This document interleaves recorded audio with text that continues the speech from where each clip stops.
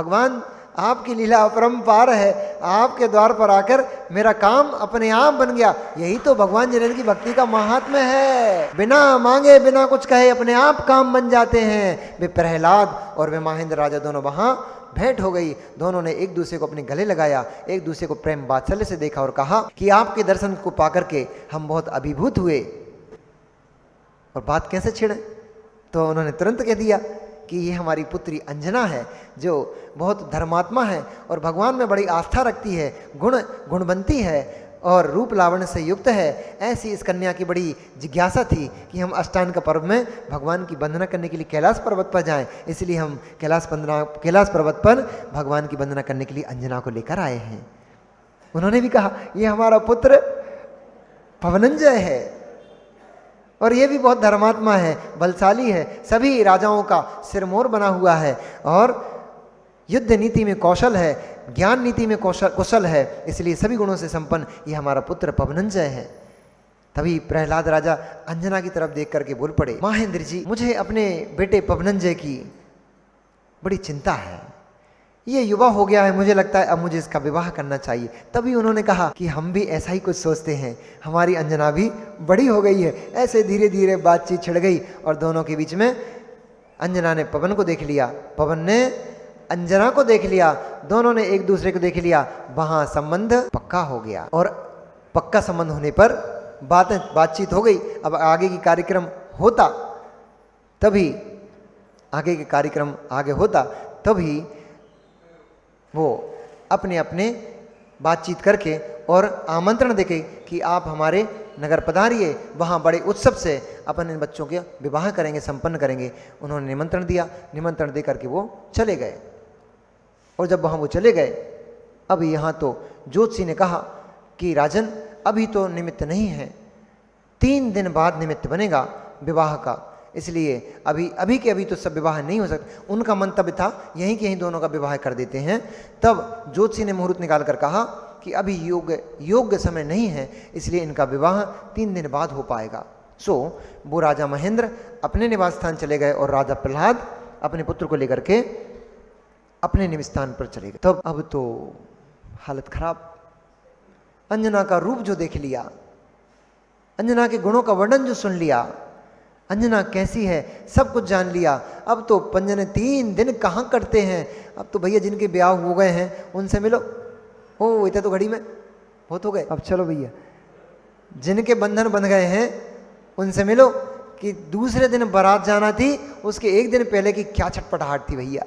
तो सार ब्याह होगा ना, तो जिस दिन बारात लेके जा रहे थे उस दिन 1 दिन पहले की क्या हालत थी भाई, अब कैसे बताएं, शर्म आ रही। तो अभी 1 दिन पहले ये छटपटाहट थी, उसको तो 3 दिन थे। 3 दिन कैसे निकलेंगे, 3000 वर्ष लगने लग गए इसी क्षण से। जैसे ही अंजना उधर गई है, उसका वियोग हुआ है, वैसे ही उसके मन में तो अब एकदम उदासता छा गई। अब तो कुछ भी नहीं रुच रहा है, कुछ भी अच्छा नहीं लग रहा है। और ऐसा जैसे पवनंजय जैसे ही अपने भवन में पहुंचे, बस अब तो छटपटाहट। और पूरे समय हर समय आंखों के नीचे अंजना ही अंजना नजर आ रही है।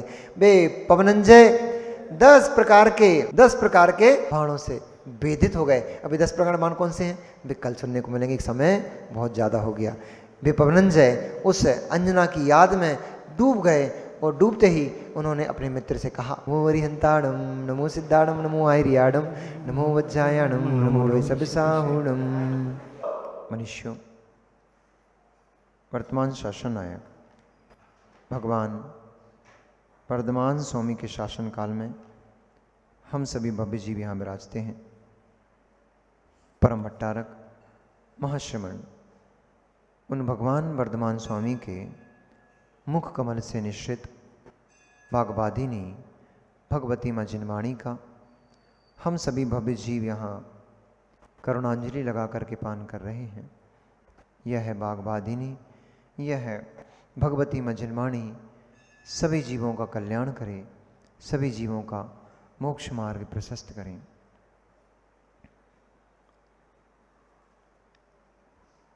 संसार में इस जीव को अग्नि ने कई बार झुलसाया है, इस शरीर को कई बार अग्नि ने झुलसा करके और उसे राख कर दिया है। एक बार नहीं, अनंत बार इन शरीरों को अग्नि ने झुलसा झुलसा कर राख किया है। वह अग्नि तो इस पर्याय को एक बार ही राख कर पाती है। सचिन भैया, बाहर की अग्नि तो केवल एक बार ही शरीर को जला पाती है, पर अंदर में जो उत्कंठा उत्पन्न हो रही होती है, जो काम के वेग उत्पन्न हो रहा होता है, वह कामाग्नि इस जीव को संसार में क्षण क्षण जलाती है, पल पल जलाती है। हर समय हर क्षण दाह उत्पन्न करती है। बाहर की अग्नि लग जाए तो उसको शांत करने के लिए जल काम कर जाता है। सीज फायर आजकल तो उपकरण बन गए हैं। बाहर में अग्नि लग जाए, सीज फायर से उसको शांत किया जा सकता है। बाहर में अग्नि लग जाए, उसको पानी के छिड़काव से शांत किया जा सकता है। बाहर में अग्नि लग जाए, अग्निशामक यंत्र बहुत सारे हैं, उनसे अग्नि को शांत कर लिया जाता है। लेकिन अंतःकरण को जो अग्नि झुलसाती है, उस अग्नि को शांत करने के लिए कुछ भी काम नहीं आता है। शरीर के ताप में तो चंदन काम कर जाता है। शरीर में दाह उत्पन्न हो, चंदन का पानी पी लो, शरीर का दाह शांत हो जाता है। शरीर के अंदर दाह उत्पन्न हो रहा हो तो चंदन का पानी पी लो। शरीर में दाह उत्पन्न हो रहा हो, चंदन का लेप कर लो, शांत हो जाता है। शरीर के भीतर दाह उत्पन्न हो रही हो, चंदन का पानी पी लो, दाह शांत हो जाता है। लेकिन अंतरात्मा में, मन में जो दाह उत्पन्न होती है, उस दाह को उत्पन्न करने के लिए जगत की कोई भी वस्तु काम नहीं आती है। वह दाह बड़ी कठिन है, वह झुलसन बड़ी कठिन है, क्षण क्षण झुलसाती है। ऐसा काम के वेग से पीड़ित जीव, काम के वेग से पीड़ित हुआ व्यक्ति, उसको कुछ भी दिखाई नहीं देता है, कुछ भी दिखाई नहीं देता है। न उसको अपना तन दिखाई देता है, न मन दिखाई देता है। यहां तक कि उसको तो परमात्मा और गुरु भगवंत भी दिखाई नहीं देते हैं। गुरु भगवंत के पास भी जाएगा, वहां भी उसे अपनी प्रिया की झलक दिखाई देगी। भगवान के चरणों में जाएगा, अभिषेक करते हुए तन दिखाई देगा, लेकिन मन उसका अपनी प्रिया में ही बस रहा होगा। ये काम बड़ी दुर्जेय वस्तु है। इसको जीत पाना बहुत कठिन काम है। इसलिए आचार्य भगवंतों ने कहा है कि कर्मों में जिस जीव ने मोहिनी कर्म को जीत लिया, वह जगत का सबसे बड़ा योद्धा है। और व्रतों में जिसने ब्रह्मचर्य को धारण कर लिया, अब ब्रह्म को जिसने जीत लिया, वह संसार का सबसे बड़ा योद्धा है।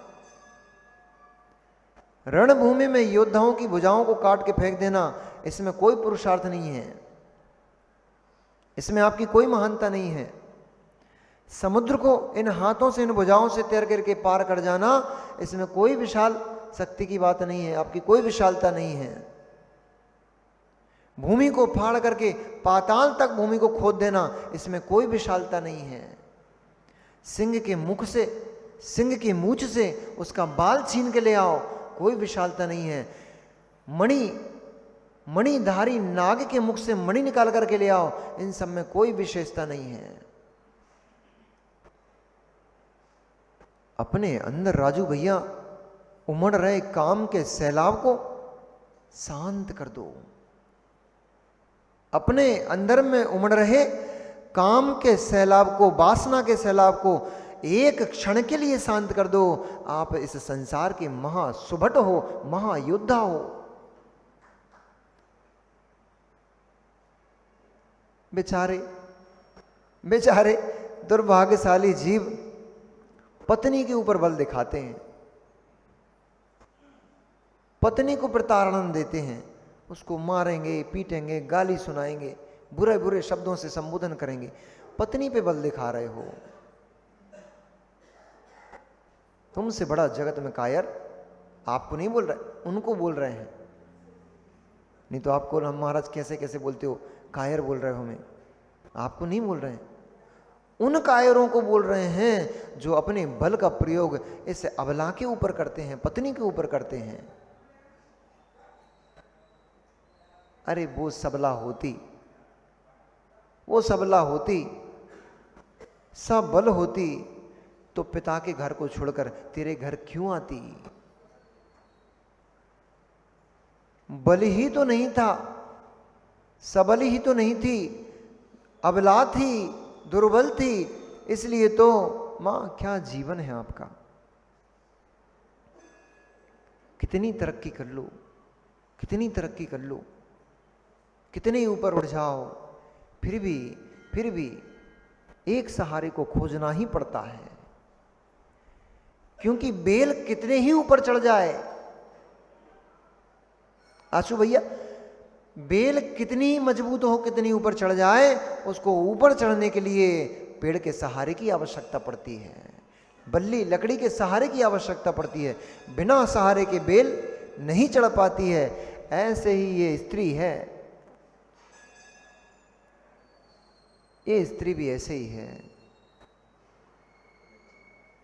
चाहे वो झांसी की रानी बन जाए, चाहे अवंतीबाई बन जाए, फिर भी सहारे की आवश्यकता पड़ती है। देवी अहिल्या बन जाए, फिर भी सहारे की आवश्यकता पड़ती है। सती सोमा बन जाए, सती सीता बन जाए, तब भी सहारे की आवश्यकता पड़ती है। ओ कितना निर्बल हो तुम। घर में थी, जहां पैदा हुई थी, तो पिता का मुख ताकना पड़ता था। हर कार्य के लिए पिता के पीछे देखना पड़ता था, पिता का मुंह देखना पड़ता था। पिता का देह वसान हो गया तो भाई पे आश्रित हो गई, अब बड़े भाई का मुंह ताकने लग गए।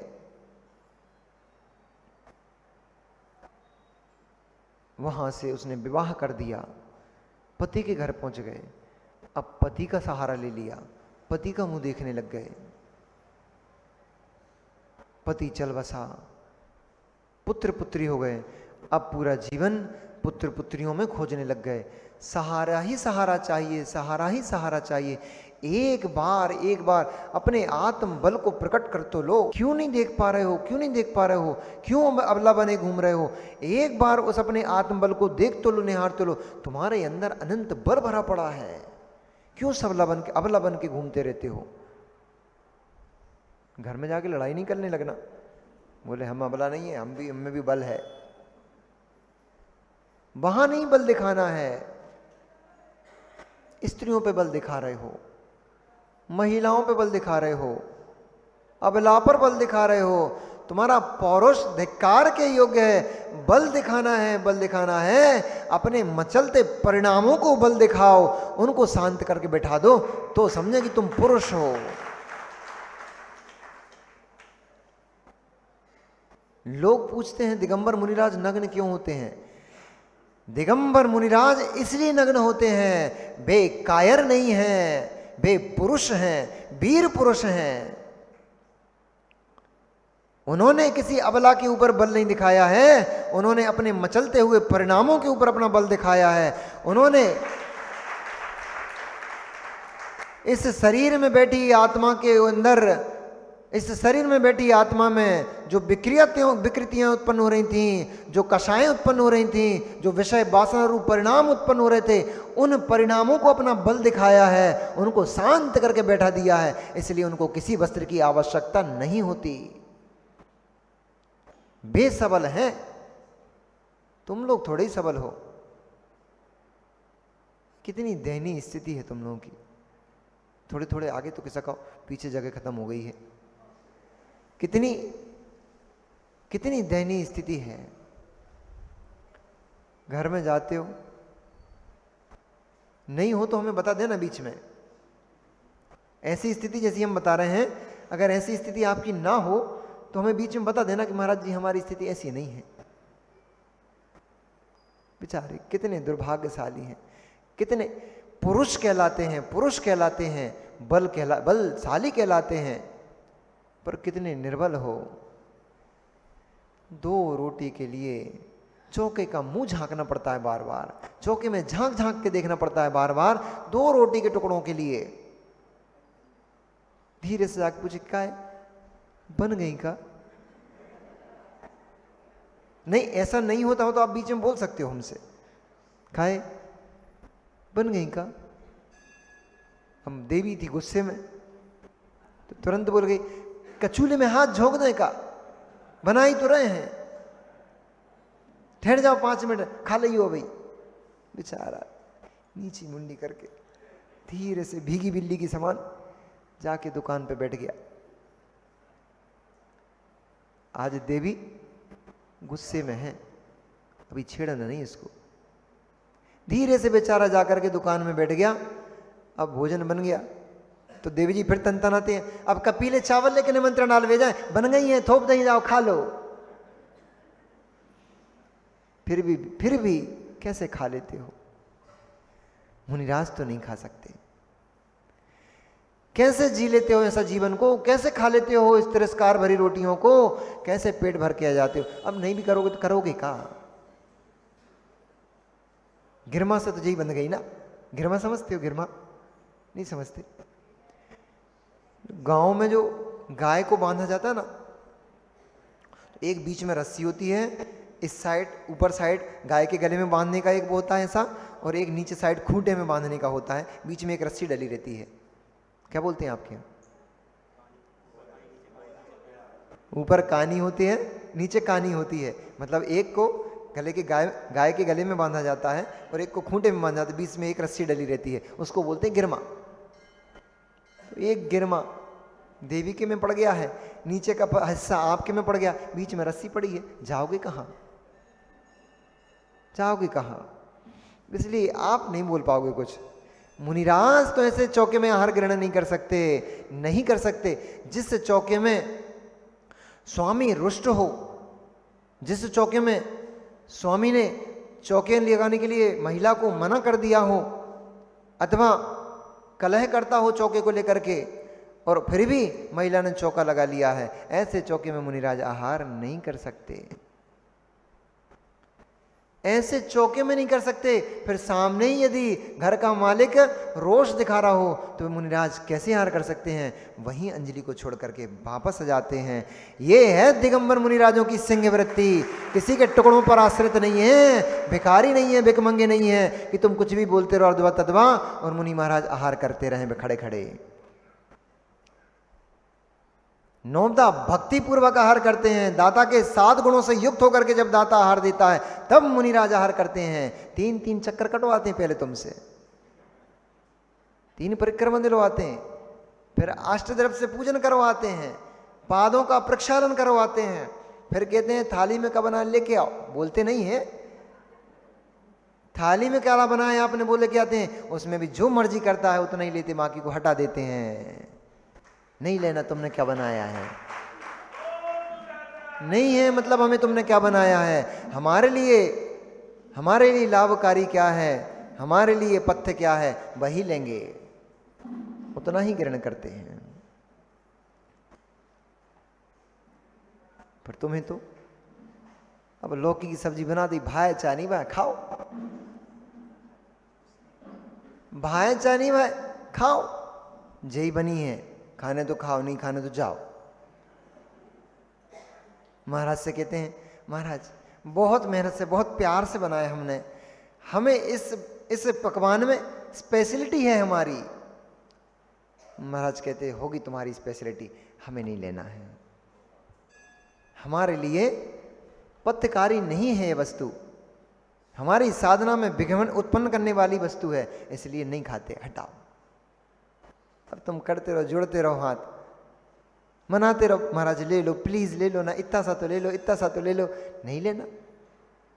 और तुम कह रहे क्या शाम के रसगुल्ला बने थे तो बचे हैं का, उन्होंने कि शाम को तो खिला दे थे, अब फिर चाहिए। यहाँ कह रहे महाराज एक तो ले लो, इतना सा तो ले लो, इतना सा तो ले लो। सब देखते हैं, हमारे अखिलेश भैया सब देखते रहते हैं, कविताएं करेंगे, कविताएं करेंगे, बढ़िया बढ़िया कविता बना बना के सुनाएंगे। कविता का बैराग तो कितना सुंदर था जो रात में आप सुना रहे थे। वो बैराग आत्मा में उतर जाए तो आनंद आ जाए अखिलेश भैया।